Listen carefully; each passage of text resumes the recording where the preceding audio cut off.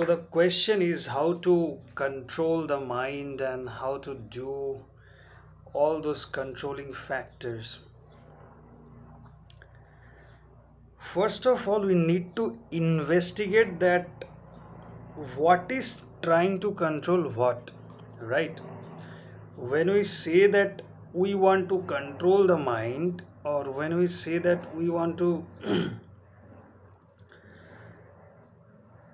have a desire to control the mind, what we are basically saying, let us go deeper into it. Now if you find some of the videos in the YouTube or some other platform, most of them, they will give the tools and techniques to control the mind, or they will say that okay, if you do a certain kind of activities, for example meditation or something like that, then the mind will be in the control. But we are not, or other tools will say that okay, divert that thoughts which are like associated to anxieties and all those things, and then do some work. So one is like do some meditation, one kind of thing, or other is like okay, divert to some other kind of sports activity or something like that. But we are not asking the fundamental question here. The fundamental question is, why do you need to control the mind? Why there is a need to control the mind? First understand it. If the mind, so be with me, if the mind is in a state where in the 24/7 the mind creates thoughts which are associated to kind of a permanent state of happiness or something like that, which are like the the framework is very very stable and framework is very very happy. Now will you have the desire to control that thing? So what you are basically saying is that by controlling, you are trying to control the thoughts which are full of anxieties, maybe, which are like in a way it is suffering. So the one section of yourself in the mind is suffering, and you are saying that another section of the mind, it has a desire to control that suffering. So there are two players. One player is suffering due to the process of the mind. Another player is creating a thought to control the process, to end the suffering. So basically the question should be framed in a much way. We are trying to end the suffering, but the process is that whenever we are trying to end the suffering, we are not understanding that here the object is the same. We are applying mind to control the mind. Understood what I'm saying?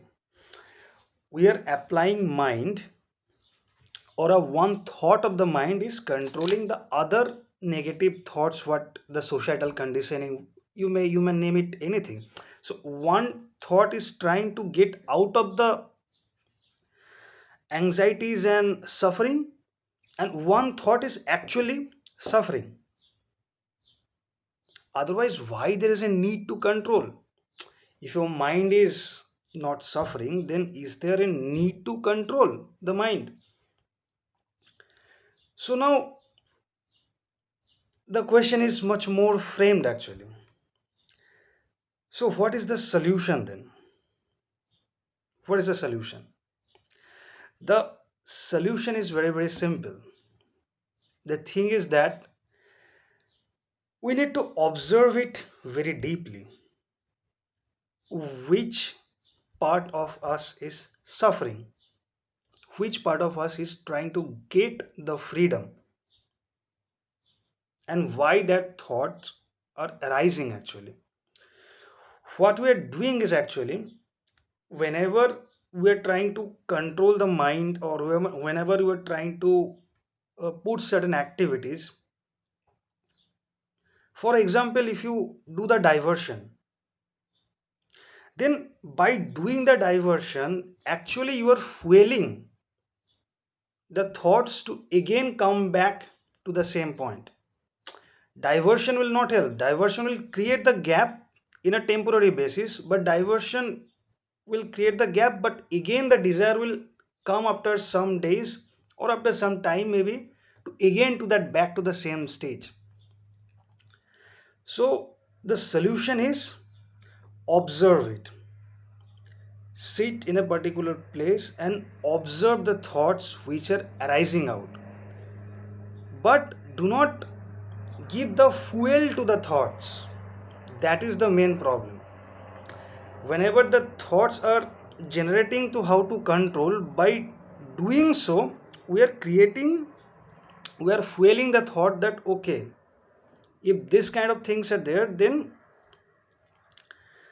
we are fueling the thought, and that is a problem actually. The moment you fuel the thought will create a network of suffering in your mind, and it is very very fast actually, because most of the time our mind is heavily conditioned by the societal norms or anything, because we are always receptive to the society. So the all the footprints that are being collected each and every moment, those things are creating a huge amount of conditioning. So even though you just let it relax or something like that, it will create a network of thoughts. But who has the option to choose? You actually have the option to choose. So you have to be in a state where you have to observe, you have to separate yourself a bit, and you have to observe what is generating within. And we should not give the fueling to the thoughts. The moment we give a significant amount of intensity to the thoughts, that intensity will lead the thoughts to produce more anxieties, produce more suffering. So the thing is that, and why do we do that actually? Because mind is a dualistic, mind operates on the dualistic framework. Dualistic framework means whenever the thoughts are arising, the mind always stick, okay, this is a negative thought, this is a positive thought, these are thoughts with anxiety, these are thought without anxiety. It creates a separation. Automatically it will create a separation, because mind creates boundaries very often, because mind is not non-dual. The moment we are existing in this society, we'll always have a dualistic framework, and that's why we create groups, we create all those things in the externally, but we don't understand that internally it has already been created in our mind. Externally it is just a projection of what has been created internally. Okay, so what I'm saying, that because we have the dualism, we always try to signify the thoughts, okay, these are good thoughts, these are bad thoughts, these are thoughts with anxiety. But by creating the attachment, by creating the significance of the thoughts, means these are positive thought, these are negative thought, what we're doing is actually we are like breaking the investigation upon the thoughts. First we need to observe the thoughts, anything it comes. If the thoughts are carrying the anxieties, observe it as a non-dual, from a non-dualistic framework. Observe it as an observer. Do not attach any significance, do not attach any taboo on this thought. So what will happen then? The thoughts will generate, but now you are an observer of the thought. For example, you are driving a car, you are the driver of the car. So now uh, the car is, for example, as a mind, let's say, and deep within yourself there is a controller. Okay, there is a controller actually, because you are the one who can fuel the thought, or who can ignite the thought to become something huge or something less. So who is that observer? First identify the observer, then if you are identifying the observer, separate it out little bit, distance yourself from the thoughts, sit there, observe the thoughts very carefully. Do not attach any that kind of significance, a dualistic significance to the thought. And then what will happen after not giving any significance to the thought? You are actually the you will try to investigate it actually. Then the investigation comes. What is that anxiety? Why it is generating? So that investigation itself, if you go deeper onto it, it will gradually dissolve the anxiety or something. The moment you separate yourself, or the moment you go create a distance, the moment you try to divert from it, that is not the solution. You have to stay with it. The mind is going in this direction, you have to always stay with that direction and simultaneously observe it without attaching any significance to it, without attaching any dualistic significance to it. Then a state will come when, if it is trying to go deeper into the anxiety, then start investigating on it rather than deviating from it. The moment you start investigating on it, then you will think that the controlling part is not needed actually. Then it's more about investigation. Controlling comes when we already attached a significance to the thought that it is a negative, or it is something is not going good or something like that. We need to observe it very deeply. Then the things will gradually dissolve and it will come into a very good conclusion. And should not fuel the thought too much about it, because the moment we get it relaxed, it will go in a certain network, but the button is within us. We should not fuel it. Let it go. If it goes in a way, let it go, but we should not fuel the thought. The moment we fuel the thought, it will try to grow much broader actually.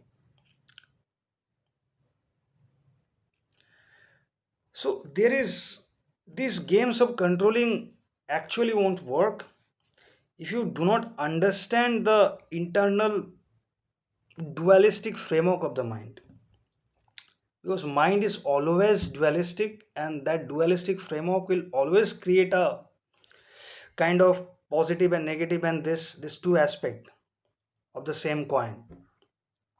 And because of that aspect, it will try to attach himself, you, with the thought, and then you will actually provide fuel to that particular, you as an observer, you will try to fuel that particular thought, and that thought will carry you out to a heaven or hell or something like that. So the greatest solution is that be an observer, be a non-dualistic observer as much as possible. I know it is difficult to be a non-dualistic observer, but you can approximate yourself, not signifying the thought or not attaching much dualistic significance to a thought. There's a solution. Then you don't need to control, leave the mind. But the moment you are not fueling the thought, it will automatically get dissolved after some time. So that's the way. Okay, thank you.